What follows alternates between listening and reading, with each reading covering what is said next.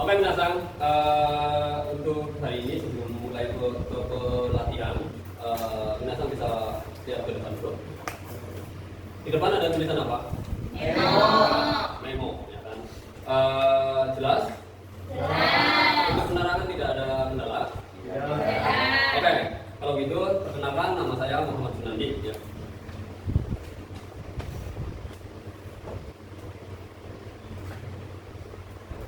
Oke, nama saya adalah Muhammad Sunandi, biasa dipanggil dengan Nandi. Oke, asal saya dari Brebes, Jawa Tengah, tepatnya di Desa Losari. Oke. Ada pertanyaan? Oke, kalau tidak ada, saya absen dulu. Dea Aulia, Dimas Alfarisi, Erdiansa, Ilham, hadir. Dana, Hadir. Zela, Hadir. Nur Maulidia, Hadir. Panji, Ria Trisukma, Riko, hadir semua ya. Oke, untuk di pembahasan ataupun di kelas saya ini ada beberapa peraturan.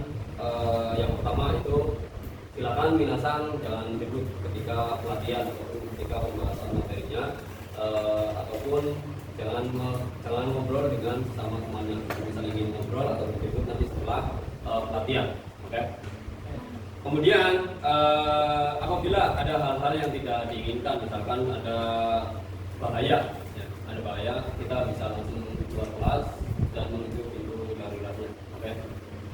Oke. Untuk pembahasan di materi ini itu ada memo. Oke. Ada memo.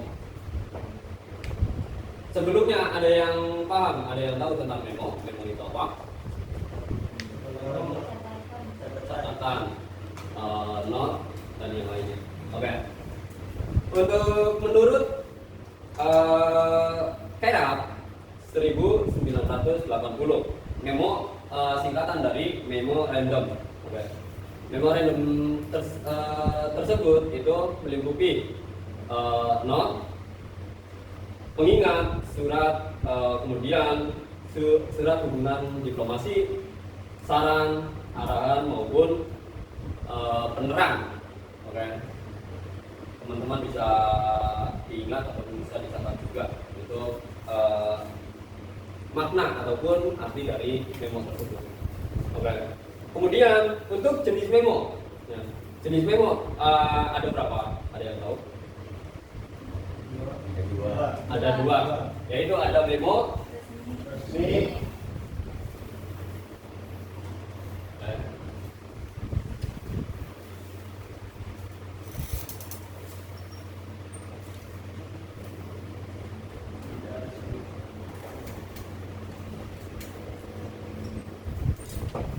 Ada memo resmi dan ada memo tidak resmi. Memo resmi itu apa? Misalkan untuk surat pernyataan kah, ataupun surat kerjasama antar perusahaan ataupun yang lainnya. Kemudian untuk memo yang tidak resmi itu melingkupi misalkan memo untuk teman, memo untuk keluarga, ataupun memo untuk pacar. Ya. Oke, itu adalah jenis memo. Oke, memo itu ada dua. Kemudian bagian memo. Ya. Bagian memo. Bagian memo itu terdiri dari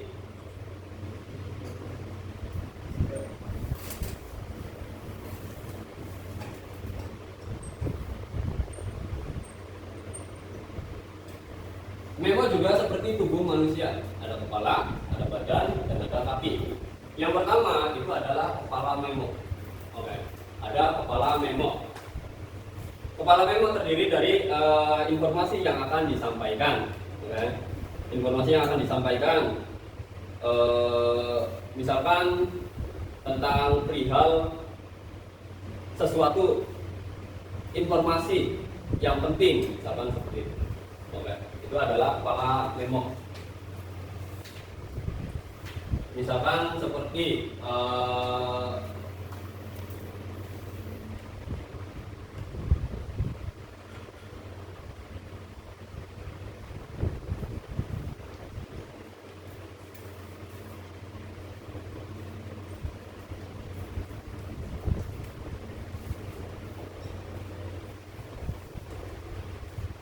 Untuk kepala memo itu berisi pengirim, nama pengirimnya, kemudian ada penerima atau nama penerimanya, dan juga dan bisa juga pop memonya. Oke. Untuk selanjutnya itu ada isi. Oke. Ada isi.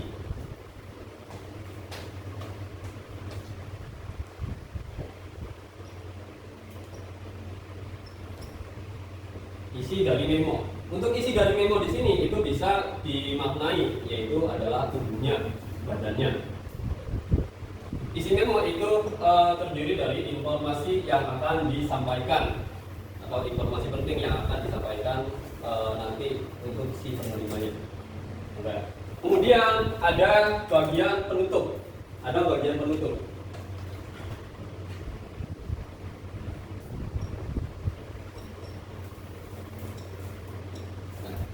Ada bagian penutup.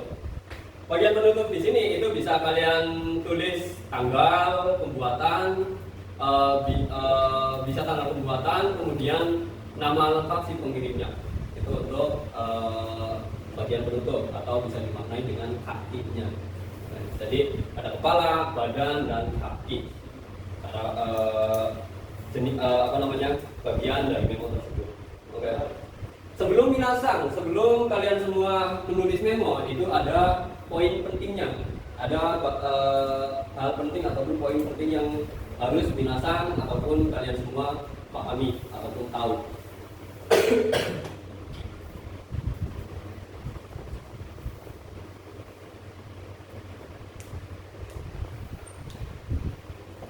Oke.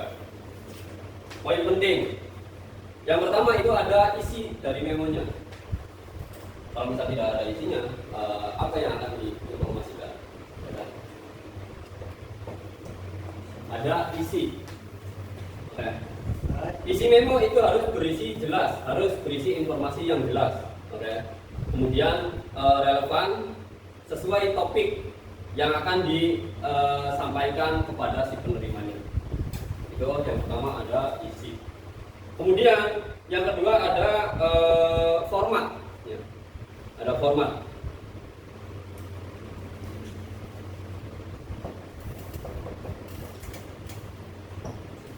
Ada format memo. Format memo itu memo harus mudah dibaca. Oke. Gunakan huruf dan jarak baris yang sesuai. Oke. Kemudian yang ketiga itu ada bahasa. Oke, karena kita belajar bahasa Jepang, berarti kalian harus paham, kalian harus bisa tentang huruf yang ada di bahasa Jepang. Huruf bahasa Jepang itu ada berapa? Ada 3. Itu apa saja? Hiragana, katakana, kanji. Gitu. Kalau misal kalian sudah menguasai huruf ataupun sudah tahu huruf dari Jepang, itu kalian mungkin bisa untuk buat memo dengan bahasa Jepang. Oke. Kemudian selanjutnya itu ada panjang. Yang keempat itu ada panjang memo. Memo ditulis harus singkat ya, harus singkat, langsung, jelas, dan hindari rincian yang tidak perlu. Oke. Kalian harus menghilangkan rincian-rincian yang tidak perlu. Kemudian ada visual. Yang kelima itu ada visual. Visual itu apa? Bentuk ataupun gaya dari memonya. Gitu. Gunakan visual seperti bagian ataupun grafik, ya. Grafik yang menarik untuk menyempurnakan memonya. Oke. Kemudian yang selanjutnya ada subjek.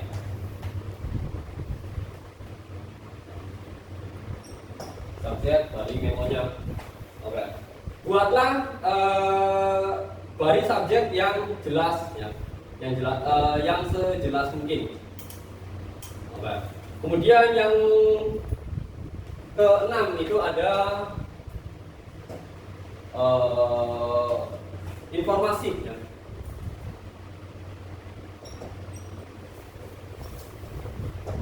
Yang keenam itu ada informasi. Mulai memo dengan informasi yang paling penting, ya. Entah itu rekomendasi ataupun temuan penting. Oke. Kemudian yang ketujuh ada profesionalisme.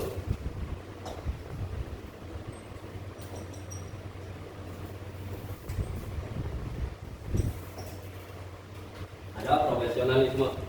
Ya. Memang harus selalu profesional, entah itu memang resmi maupun tidak resmi. Oke. Kemudian yang selanjutnya itu ada masukan. Yang ke-8 itu ada masukan. Masukan di sini sebelum minasang mengirimkan memo tersebut itu harus ya tidak harus, tetapi apa salahnya meminta masukan dari rekan, entah itu rekan kerja, rekan belajar ataupun rekan yang lain. Oke. Ini adalah poin penting pembuatan memo. Sampai sini ada pertanyaan?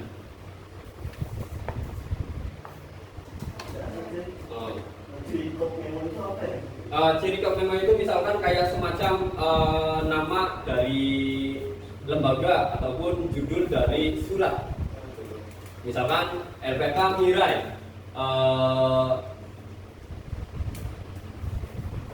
lembaga pelatihan bahasa Jepang, bisa seperti itu. Dan alamatnya terdiri dari nama lembaga, nama alamatnya itu adalah kop. Ada lagi? Oke, kalau misal tidak ada, saya anggap kalian sudah paham semua. Oke. Oke. Baik, ada beberapa pertanyaan untuk kalian. Saya ingin tanya kepada Dea. Saya ingin tanya kepada Dea, memo itu apa? Memo itu bisa not, survei, bisa saran, bisa diplomasi, dan ada tertulis. Oke. Memo itu kepanjangan dari apa, Ilham? Memorandum. Memorandum. Oke. Kemudian jenis memo ada berapa, Dimas?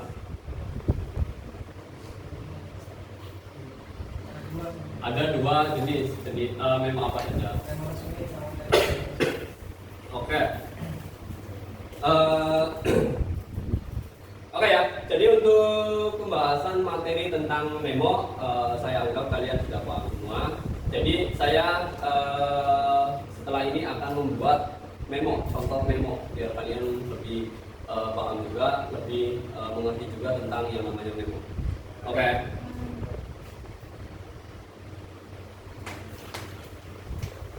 Pengawalan memo ataupun sebagai isi, ya, sebagai isi memo itu terdiri dari informasi yang akan disampaikan. Oke. Tapi sebelum itu kalian harus mengisi ataupun menulis kepala memo. Tadi apa saja? Ada pok, ada nama pemilih maupun nama penerima. Oke. Kalian kalau misalkan tidak tahu poknya ataupun tidak memiliki pok, cukup nama pengirim, nama kaliannya ataupun nama penerima. Nah, contohnya misalkan dear, siapa? Misalkan pacar. Misalkan pacar tersayang.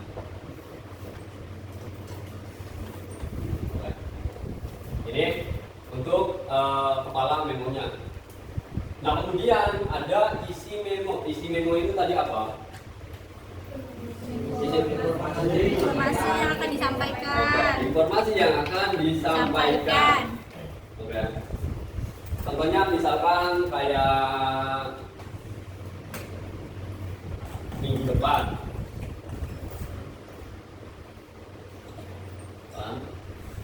Saya akan pulang minggu depan, saya akan pulang. Dan kemudian kalian bisa menyertakan isi yang lainnya, yang itu tentang perasaan kangen kah, tentang rencana yang akan dilakukan setelah pulang kah, ataupun yang lainnya. Oke. Kemudian yang kedua, yang selanjutnya itu adalah bagian penutup. Oke. Ada bagian penutupnya. Ada di bagian penutupnya, misalkan tanggal hari ini tanggal dari penulisan kalian, misalkan sekarang 24, misalkan Cirebon 24 Oktober 2024. Oke. Kemudian tanda tangan kita, misalkan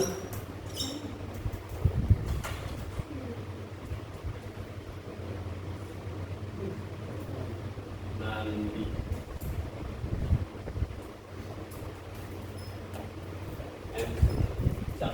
Ini adalah contoh pembuatan memo. Ada kepala memo, isi memo, dan penutup memo. Sampai sini paham? Oke, kalau misal paham, silakan minasang bisa membuat memo, bisa membuat memonya. Silakan bebas mau memo apa saja. Oke. Setelah itu, kalau misalkan minasang sudah membuat memo, besok jam di pertemuan yang akan selanjutnya jam masuk ya, itu ada jam 8. Nanti minasang bisa kumpulkan hasil tulisan minasang di meja saya. Oke. Kalau misalnya tidak ada pertanyaan lagi, mari kita akhiri pelatihan hari ini. Terima kasih untuk hari ini. Sampai jumpa buat pembelajaran yang akan datang. Saya akhiri. Wassalamualaikum warahmatullahi wabarakatuh. Waalaikumsalam warahmatullahi wabarakatuh. Jangan minasang jangan bengke wa. Arimasta, sekali sama desta.